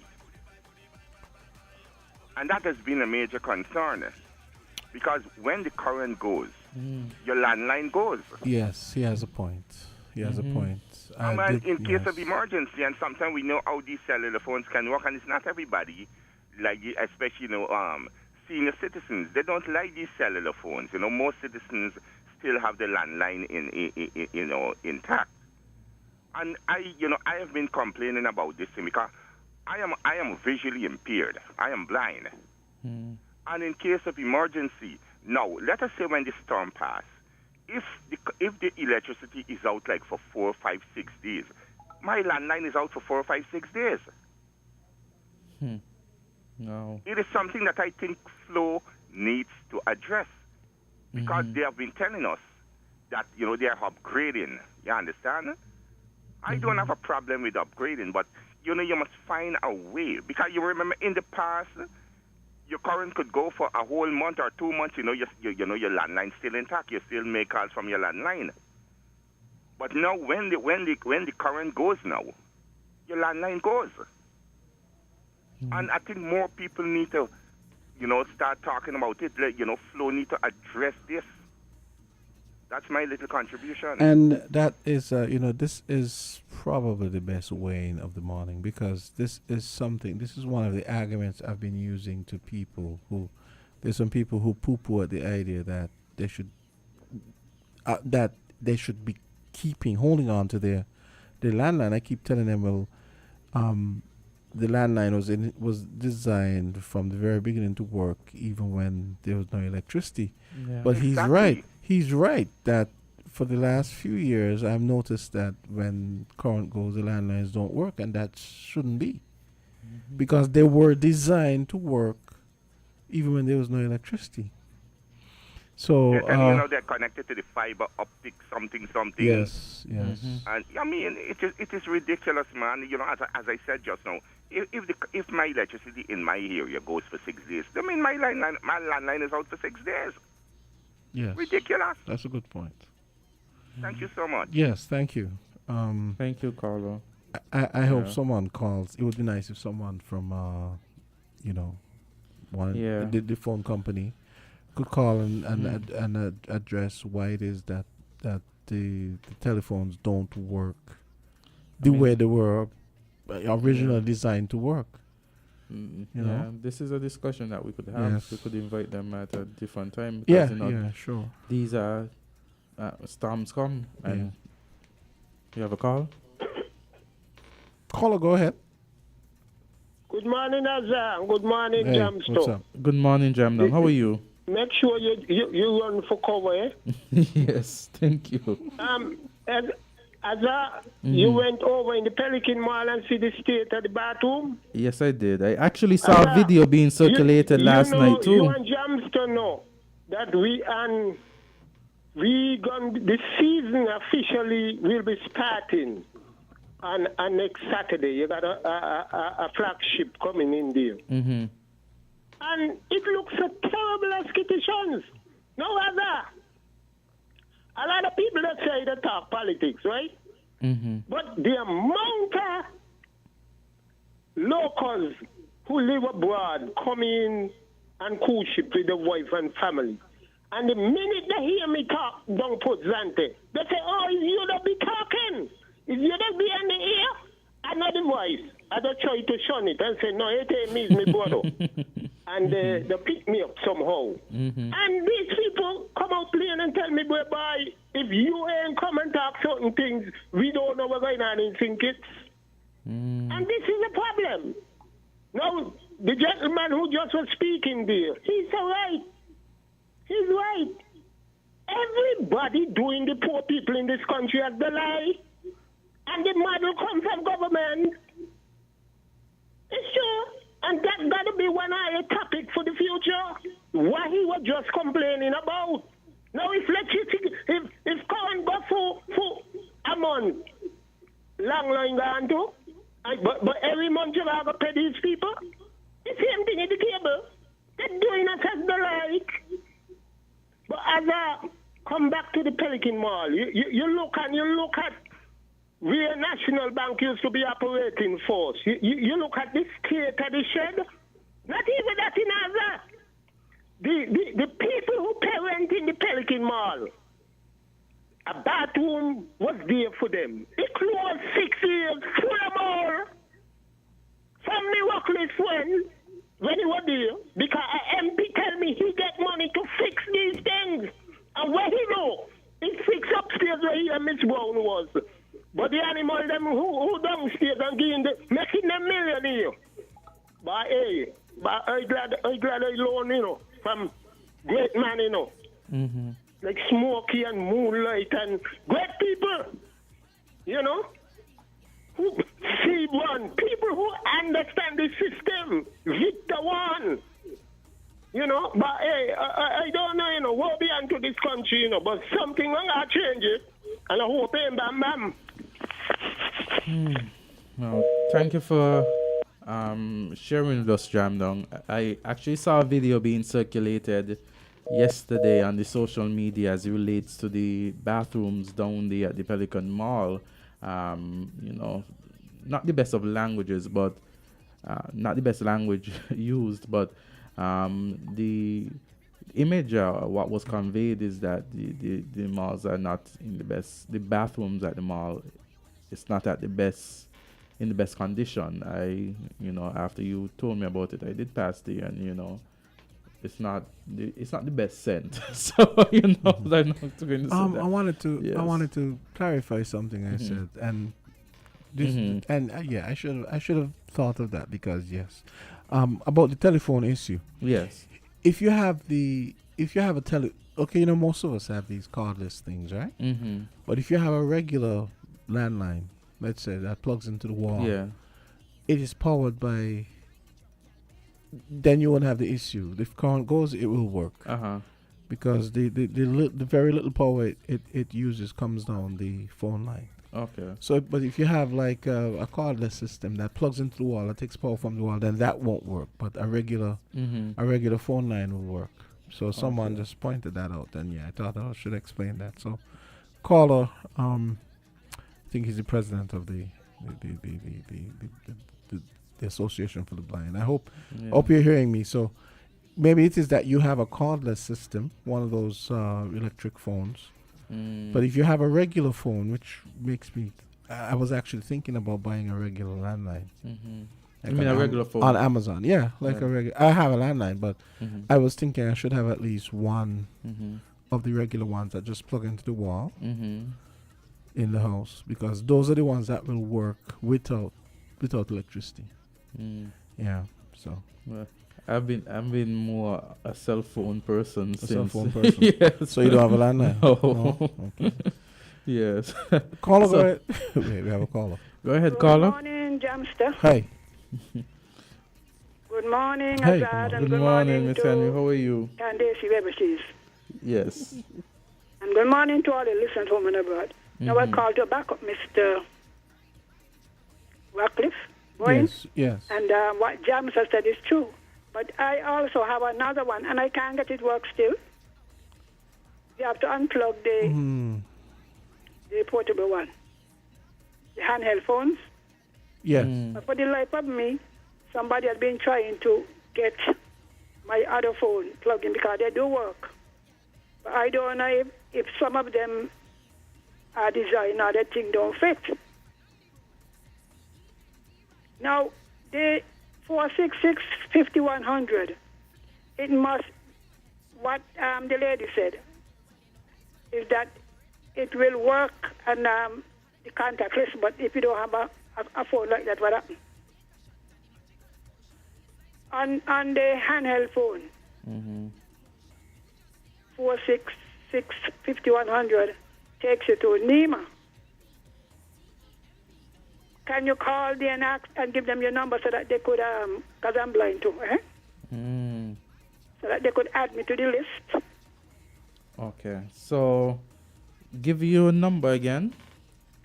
My cell number? Yeah. 660-8842. 660. And the name is Sylvine Henry. 8842. Sylvine, I think Florida sent out some kind of but Sylvine, someone just sent so. me something, and it's true. This person is saying that phone thing you just said is not totally true.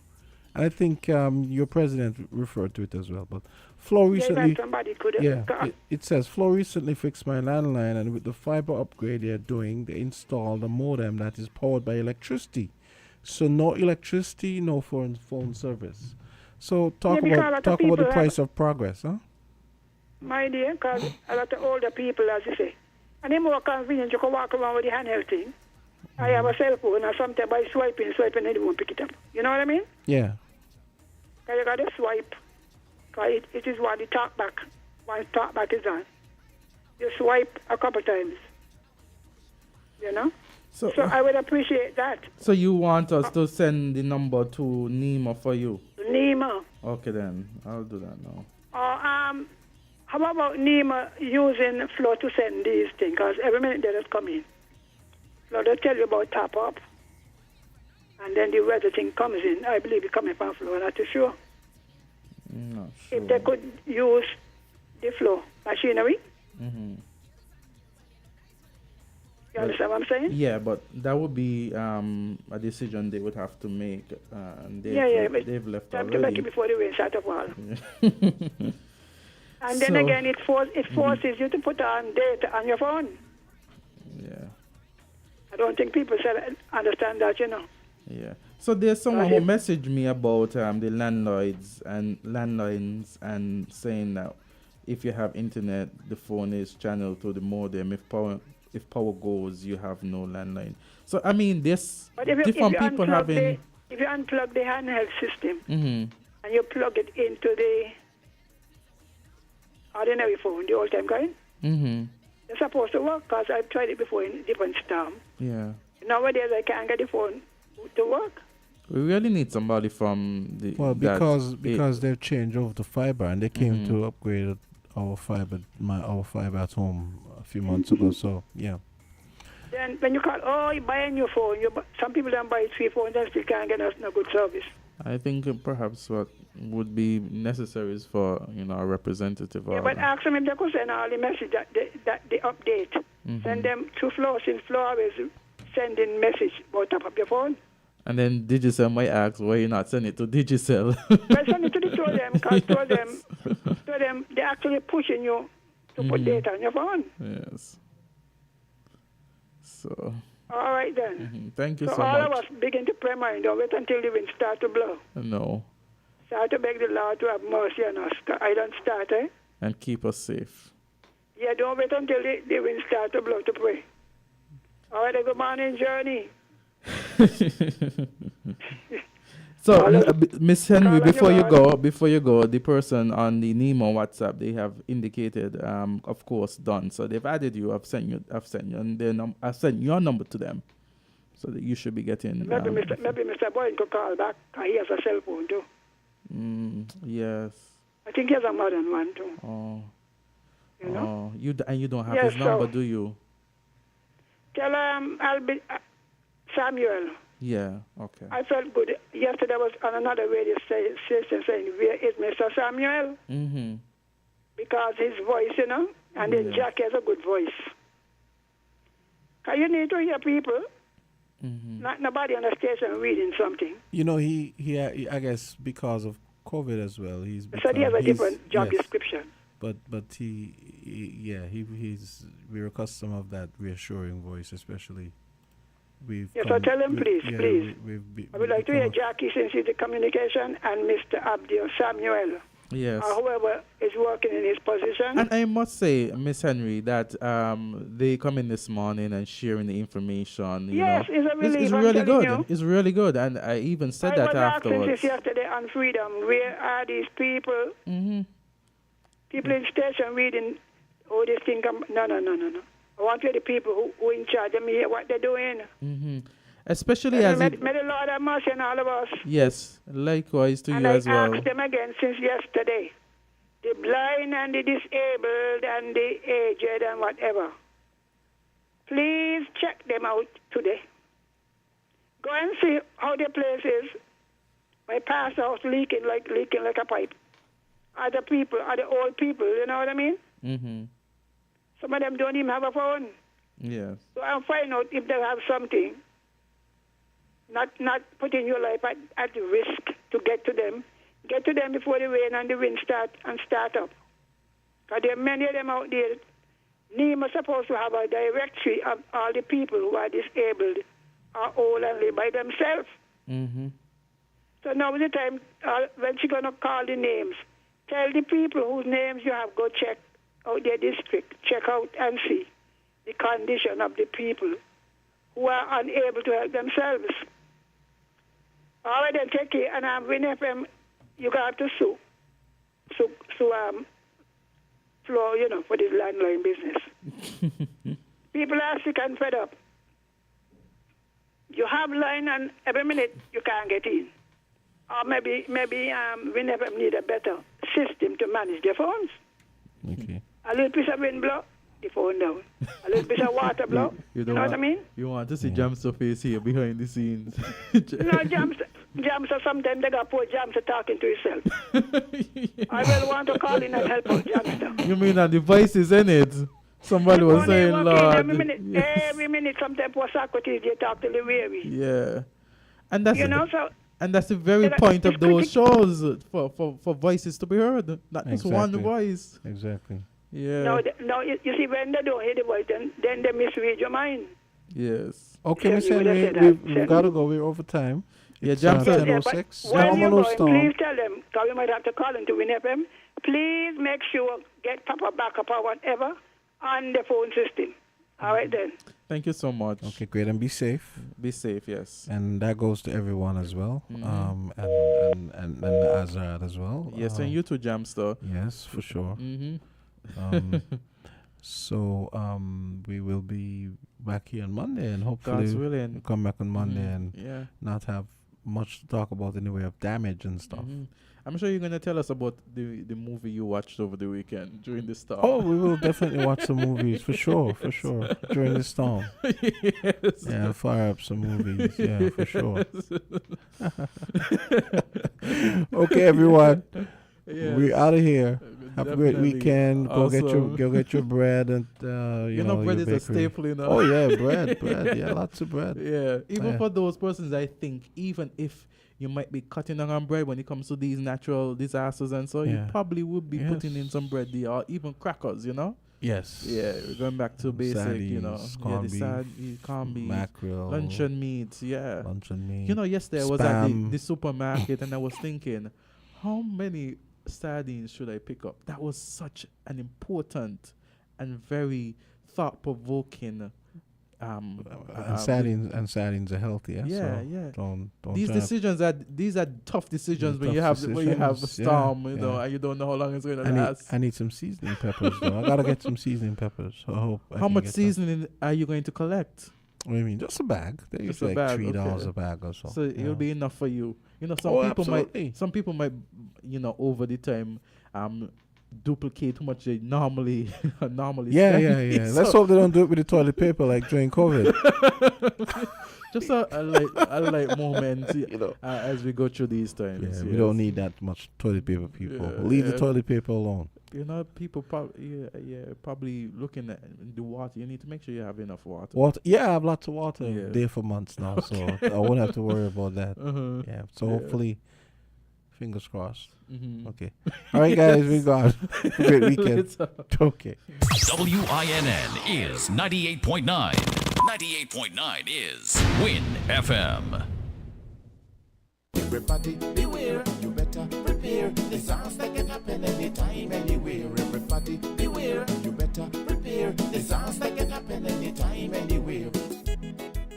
Comprehensive disaster management is about every one of us being ready to manage any natural or man-made event like hurricanes, earthquakes, tsunamis, fires, oil spills, or volcanoes. It's about having your home or business prepared with an emergency plan as applied. It's prevention. Keeping your home, business, or community well maintained and safe.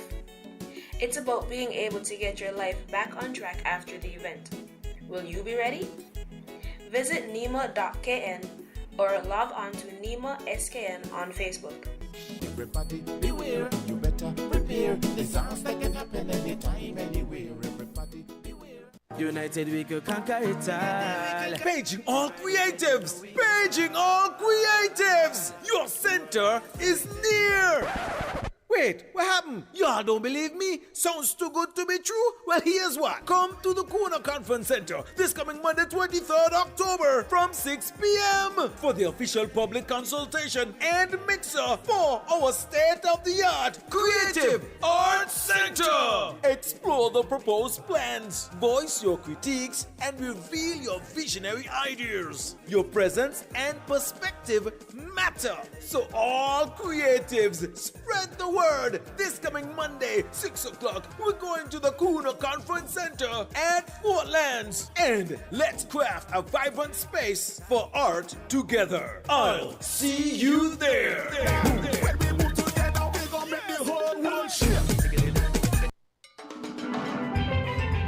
Get ready, get ready, get ready. Captivating, entertaining, exhilarating. ECCB at 40 presents its Creative Arts and Island Night Festival. Happening on the grounds of the ECCB campus on Saturday, 21st October from 3 p.m. until 11. This event will feature vendors displaying local arts, craft, and products on sale, a children's recreation corner, a taste of the island's cuisine and culture, a well-stocked cash bar, outstanding performances by the staff, musical artists, cultural acts, and more. To attend, you must register online by Wednesday, 18th October. Log on to the ECCB website at www.eccbcentralbank.org and register today. It's an invitation by registration, first come, first served. So come on out to an evening of fun with your ECCB family. Excite your taste buds as we visit the islands, learn the history of the ECCB, and celebrate ECCB at 40 with food, drinks, entertainment, culture, and creativity. I'll see you there.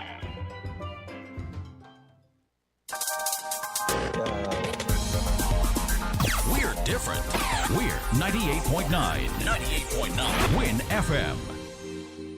Everybody beware, you better prepare. Disaster can happen anytime, anywhere. Everybody beware, you better prepare. Disaster can happen anytime, anywhere. Why prepare a disaster plan? The Caribbean is vulnerable to the effects of many hazards. We're directly in the path of hurricanes, earthquakes, and tsunamis. Many of us live with volcanoes at our back doors. This doesn't mean that we should live in constant fear, nor does it mean we should be too relaxed. Instead, we should prepare ourselves so that when disaster does strike, we will reduce the damage it can do to us. For more information, contact NEMA at 466-5100. Everybody beware, you better prepare. Disaster can happen anytime, anywhere. Everybody beware, you better prepare. Riddle this, riddle that. Horseman's Furniture and Appliances and Ashley Furniture Home Store is again giving away hundreds of thousands of dollars in cash back for free groceries with every hire purchase. Will be given back this coupon season. Happening now. Hundreds of thousands of dollars in cash back coupons to all our hire purchase customers this coupon season. Starting now until December 2023. You get absolutely free groceries with every hire purchase at our Horseman's Furniture and Appliances stores on St. Kitts Nevis and our Ashley Home Store on St. Kitts. So riddle this. Where can you get quality furniture and appliances at great prices with a flexible FlexPlay plan and with absolutely free groceries with every hire purchase? Riddle that. Cashback at Horseman's Furniture and Appliances on St. Kitts Nevis and our Ashley Home Store on St. Kitts. Riddle this, riddle that. Horseman's Furniture and Appliances and Ashley Furniture Home Store is giving you over $250,000 in cashback and a chance to win free groceries for a year. Riddle that cashback.